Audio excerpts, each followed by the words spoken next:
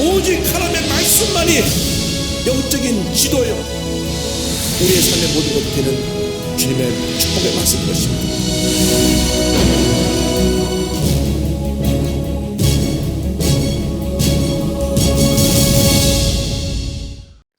오늘은 사무엘하 1장 사울왕의 죽음에 대한 이야기로 오늘 말씀을 이어갑니다. 원래 성경이 히브리어로 써졌습니다. 구약 성경이 히브리어로 써졌습니다. 써졌을 때에 이 사무엘서는 한 권으로 되어 있었습니다. 한 권으로. 이것이 기원전 300년 전쯤에 고대 헬라어, 코이네라 그래서 고대 헬라어로 번역되어져 가면서 셉투아진트 70인역이라고 불리는 번역서가 나왔는데, 이 헬라어로 번역되면서 사무엘상, 사무엘하로 두 권으로 나누어졌습니다. 근데 이 사무엘상하를 누가 썼느냐? 이것은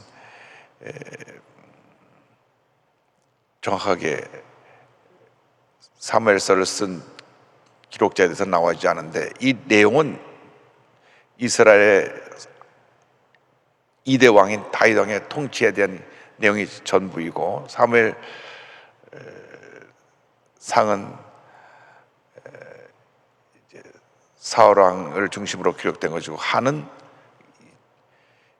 다윗 왕을 중심으로 기록된 것이고, 그래서 사무엘 상은 사무엘이 기록되었다고 추측을 합니다. 근데 사무엘상에서 사무엘이 죽으니까 이제 사무엘 하는 누군지 이름을 밝히지 않았지만, 역대상 29장 29절을 보면 다윗 왕의 행적은 처음부터 끝까지 선지자 사무엘의 글과 선지자 나단의 글과 선견자 가세 글에 다 기록되고 라고 한 것을 보면, 사무엘이 전반부를 쓰고 후반부는 이 나단이나 가세에 의해서 기록된 것이 아닐까 생각을 합니다. 그 기록 연대와 시기를 보면 사무엘상은 주전 1100년부터 1000년까지 약 100년간의 기록을 기록한 것이니까 아마 1000년쯤 씌워졌다고 보고요. 사무엘하는 다윗 왕의 통치가 40년이니까 주전 1000년 다윗 왕의 이제 왕으로서의 그가 통치를 시작할 때로부터 시작해서 40년간 기록된 내용을 통해서 960년쯤 사무엘하가 기록되었다, 이렇게 봅니다. 그러니까 사무엘상은 사무엘과 사울에 대한 이야기가 주로 기록되어 있고, 사무엘하는 다윗 왕이 그 내용 전체 그 주인공으로 그의 사역에 대한 이야기가 기록되어 있습니다. 오늘은 그 1장 사울의 죽음에 대한 이야기입니다. 사울의 죽음에 대한 보고가 사무엘하 1장 1절로 4절까지 나옵니다. 1장 1절로 4절까지 한번 보겠습니다. 사울이 죽은 후에 다윗이 아말렉 사람을 쳐 죽이고 돌아와 다윗이 시글락에서 이틀을 머물더니 사흘째 되는 날에 한 사람이 사울의 진영에서 나왔는데 그의 옷은 찢어졌고 머리에는 흙이 있더라. 그가 다윗에게 나와 땅에 엎드려 절하매 다윗이 그에게 묻되 너는 어디서 왔느냐 하니 대답하되 이스라엘 진영에서 도망하여 왔나이다 하니라. 다윗이 그에게 이르되 일이 어떻게 되었느냐 너는 내게 말하라. 그가 대답하되 군사가 전쟁 중에 도망하기도 하였고 무리 가운데에 엎드려져 죽은 자도 많았고 사울과 그의 아들 요나단도 죽었나이다 하는지라. 이 전쟁에 패하게 되니까 전쟁에서 도망쳐 나온 사람이 이제 전쟁에서 완전히 우리가 패했고 사울왕도 죽고 요나단도 죽었습니다, 이렇게 보고를 합니다. 그래서 사울과 요나단의 죽음의 상황에 대한 자세한 설명을 다시 듣기 원해서 묻습니다. 5절로 10절입니다. 다윗이 자기에게 알리는 청년에게 묻되 사울과 그의 아들 요나단이 죽은 줄을 내가 어떻게 아느냐. 그에게 알리는 청년이 이르되 내가 우연히 길보아 산에 올라가 보니 사울이 자기 창에 기대고 병거와 기병은 그를 급히 따르는데 사울이 뒤로 돌아 나를 보고 부르시기로 내가 대답하되 내가 여기 있나이다 한즉 내게 이르되 너는 누구냐 하시기로 내가 그에게 대답하되 나는 아말렉 사람이니이다 한즉 또 내게 이르시되 내 목숨이 아직 내게 완전히 있으므로 내가 고통 중에 있나니 청하건대 너는 내 곁에 서서 나를 죽이라 하시기로 그가 엎드러진 후에는 살 수 없는 줄을 내가 알고 그의 곁에 서서 죽이고 그의 머리에 있는 왕관과 팔에 있는 고리를 벗겨서 내 주께로 가져왔나이다 하니라. 블레셋과 싸울 때 이 사울 왕이 그 당시는 전쟁을 할 때 용병들, 돈을 주고 군사들을 사서 같이 싸우기도 했는데, 이 아말렉 사람이 용병으로 거기 들어와 있었는지 아니면 그들이 부리던 노예 같은 신분으로 왔든지 어쨌건 사울 왕을 도와서 전쟁에 나가서 싸우다가 그 아말렉 사람의 보고에 따르면 자기가 마침 사울 왕 뒤에 있었는데 사울 왕이 다쳐 죽어갈 때 나를 죽이라 해서 제가 죽이고 그의 왕관과 손에 고리를 빼서 가져왔습니다. 그렇게 보고한 이유는 사울이 다윗을 죽이려고 했기 때문에 사울 왕을 자기가 죽였다고 보고하면 다윗 왕이 자기에게 상을 줄 줄 알고 그렇게 거짓 보고를 한 것입니다. 바로 그 전장, 그러니까 사무엘상 맨 마지막 31장을 보면 사울 왕의 죽음을 아주 이렇게 자세하게 설명하고 있습니다.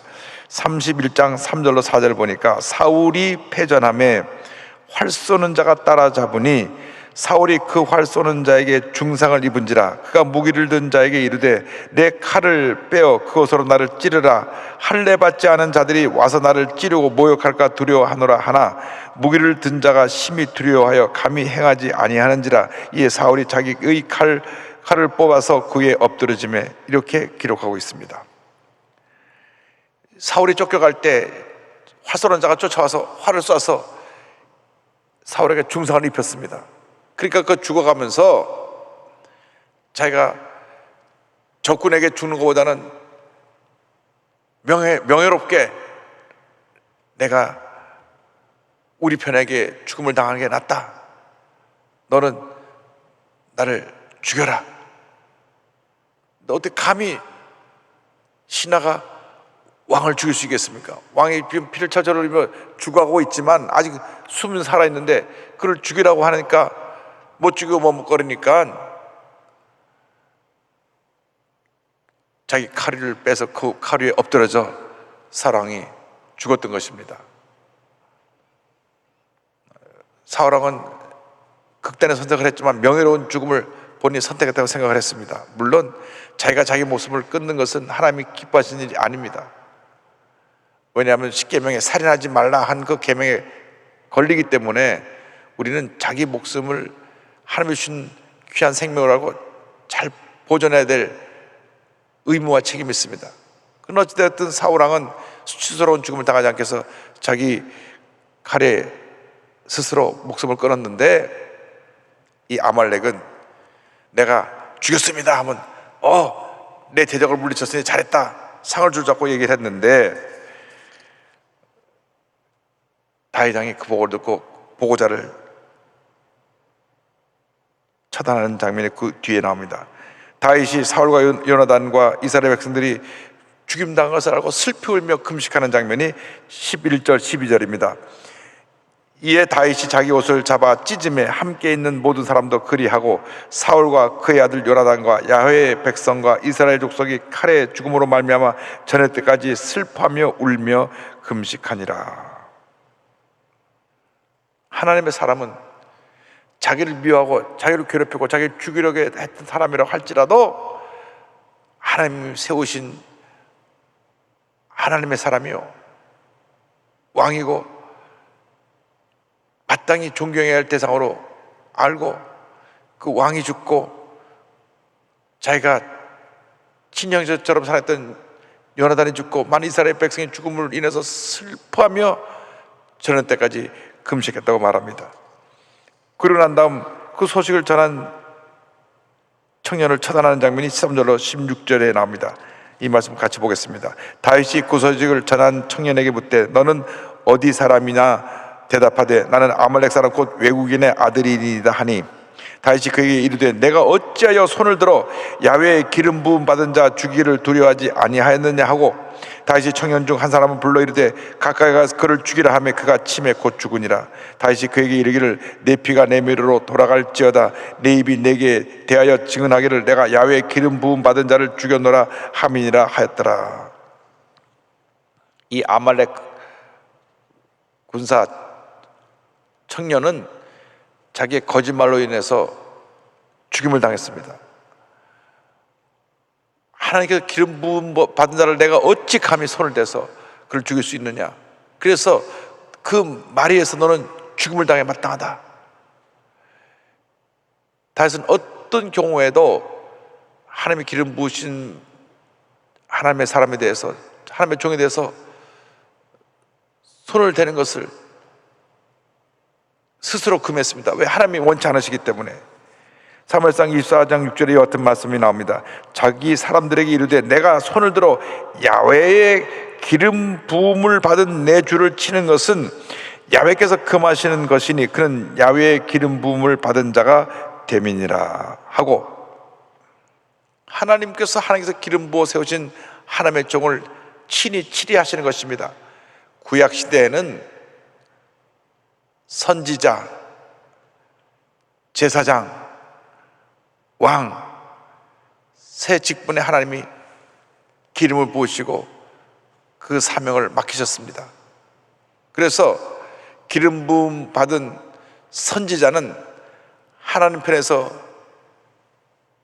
이스라엘 백성에게, 사람들에게 하나님의 메시지를 전달하고, 제사장은 사람의 편에서 사람들의 지은 죄를 사함받게 해서 짐승의 피를 갖고 하나님께 나아가고, 왕은 중간에 위치해서 하나님의 뜻을 받아 백성을 잘 다스리면 그 사명을 감당해야 했던 것입니다. 그래서 왕은 중간에서 하나님의 뜻을 따라 인간을 다스렸고, 선자는 하나님 편에서 하나님의 뜻을 백성들에게 전하고, 제사장은 사람들 편에서 하나님 앞에 백성의 죄를 구하는 이 세 직분에 기름을 부었고, 예수님은 이 땅에 왕과 제사장과 선자의 직분을 다 받은 기름 부음 받은 자로 우리에게 온 것입니다.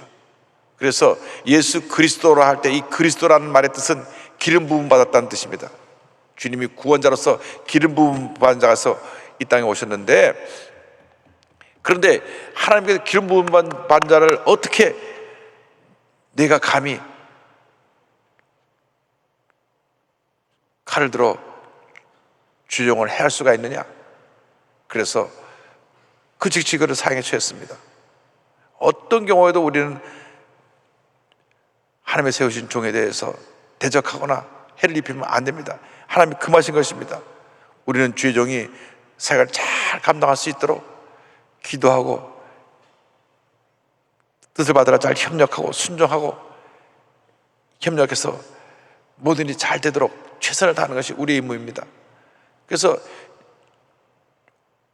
오늘날 우리가 하나님의 세우신 주의 종들에서 가져야 될 가장 기본적인 자세는 기도하는 것입니다. 기도. 주의 종으로서 늘 기도해야 됩니다.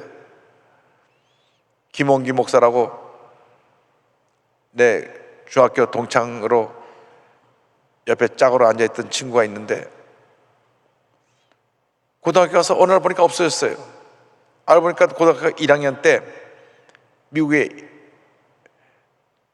이민을 갔습니다. 그런데 미션 스쿨을 다녔기 때문에 미국에 이민을 가가지고 교회 가자니까, 아유, 내가 학교에서 늘 일주일에 한 번씩 체프라고 그래서 예배를 하면 지긋지긋하다고 안 나가겠다고. 그러는데 동생이 어느 날 교회 가서 성령 체험하러 돌아와가지고 형을 전도해서 매일같이 기도합니다. 그래서 그 형을 전도하는데, 형이 이제 UC 버클리라고 하는 좋은 대학을 나왔는데, 형 나랑 같이 딱 한 번만 소원이니까 교회 부흥회하는데 예배 드리러 가자고. 그 대신 근데 더 이상 형 안 괴롭힐 테니까 이번 부흥회만 꼭 같이 가자고. 그러니까 더 안 괴롭힌다는 말에 동생 한번 듣고 부흥회 갔다가 그냥 형이 성령하고 뒤집어졌어. 그래갖고 목사가 됐습니다.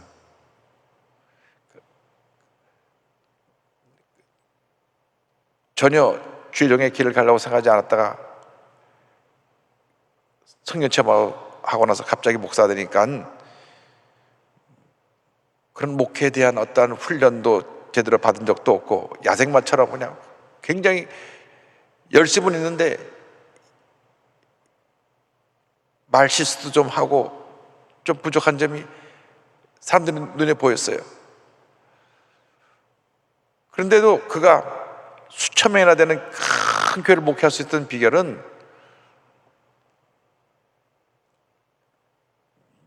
매 예배 시간 전에 기도 중보팀이 목사를 위해서 간절히 소송연에 모여서 기도를 하는데 그 김몽희 목사 말을 빌면 주일날 설교하기 올라가기 전에 30분 전에 그 성전에 가면 한 50명 기도가 있다가 자기가 가운데 앉으면 뺑 둘러서가지고 손을 얹고 간절히 기도를 하는데 막 주의 종이 오늘 말씀 전할 때 하나님의 은혜가 임하더라고 막 눈물을 뚝뚝 흘리면서 등에 막 눈물이 뚝뚝 떨어지는데 그 기도를 자기가 한 10분 받고 강대상에 올라가면 하나님께서 시간 얼마나 은혜를 주신지 나는 말 실수도 많고 부족한데 그 중보기도 팀들이 나를 살리고 교회를 부흥시켜서 교회가 이렇게 메릴랜드 지역에서 가장 큰 교회로 성장했다고 간증하는 얘기를 들었습니다. 교회는 기도하는 사람이 많아야 부흥하는 것입니다. 기도하지 않는 사람들이 자꾸 뒤에서 주의 종에 대해서 콩나라 판나라 하고 자꾸 말하고 부정적으로 목사님을 힘들게 하면 교회는 부흥하지 않고 많은 어려움이 따가오는 것입니다. 여도순복음교회가 우리 조영기 목사님 50년 교회를 섬기면서 세계 최대 교회로 부흥했던 것은 수많은 기대 중보자들이 매 시간 기도하고 해 성에 나가면 성에 마지막 도로까지 기도하고 하는 그 기도가 쌓여서 세계 최대 교회를 이뤘고 그 후로 지금 후임이 와서 14년 있는 동안에도 지금도 계속해서 성도님들이 기도해서 교회가 은혜 가운데 성장하고 부흥하고 있는 것입니다. 우리들의 사명은 기도하는 것입니다. 주의 종으로서 기도하고 또 기도하고 또 기도해야 되는 것입니다. 어떤 경우에도 인간적인 자기의 의로움을 가지고 대적하고 문제를 일으키고 싸우지 말고 주의 종을 쓰며 순종하고 헌신해서 하나님의 큰 복을 받는 주님의 일꾼들이 다 되기를 바랍니다. 기도하는 자가 많으면 교회는 부흥하는 것입니다. 그러나 기도하지 않고 많은 사람이 많으면 교회는 분열과 다툼과 문제가 생겨나는 것입니다. 특별히 주의 종에 대해서는 철저하게 우리가 순종하고 기도하는 그런 본을 보일 때 하나님께서 교회에 큰 은혜와 축복을 내려 주십니다. 다윗이 슬퍼하는 그 다윗의 조사, 장례식 할 때 조사하잖아요. 조사하는 그 내용이 17절 이하에 나옵니다. 17절 18절입니다. 다윗이 이 슬픈 노래로 사울과 그의 아들 요나단을 조상하고 명령하여 그것을 유다 족속에게 가르치라 하였으니 곧 활노래라 야살의 책에 기록되었을 때, 야살의 책이라고 하는 것은 이스라엘 영웅들의 공적을 기록한 책인데 거기에 기록하라 하고 그의 조사를 19절 이하에 23절까지 쭉 그가 고백하는 장면이 나옵니다. 19절 이하를 보겠습니다. 이스라엘아 내 영광이 산 위에서 죽임을 당하였도다. 오라 두 용사가 엎드러졌도다.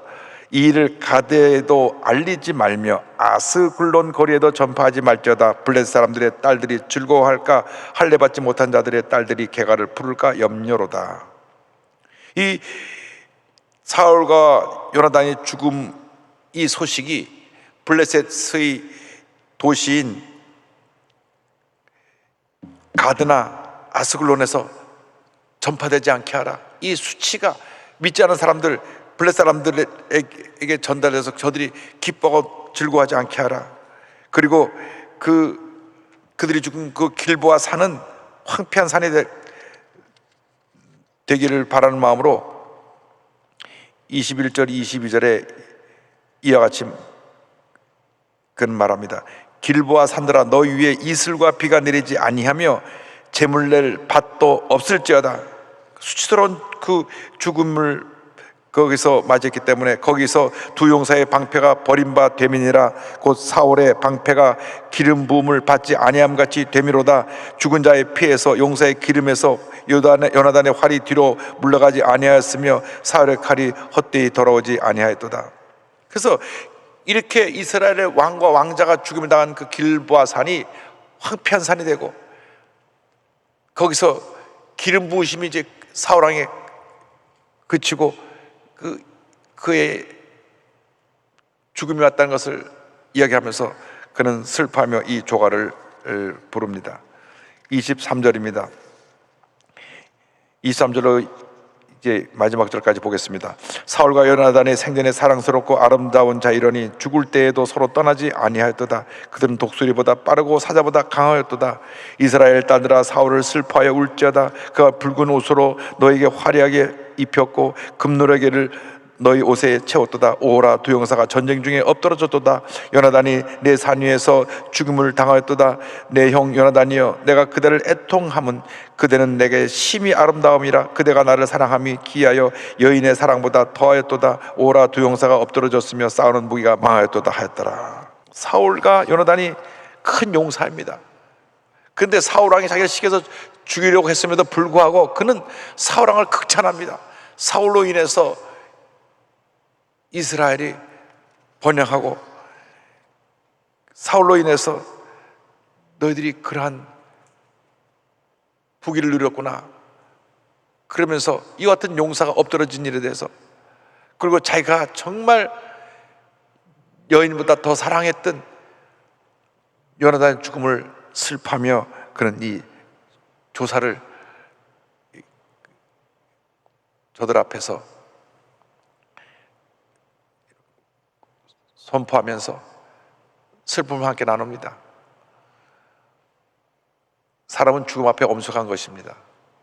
죽음 앞에는 원수도 없고 원망할 것도 없고 불평할 것도 없는 것입니다. 이미 죽은 인생이기 때문에.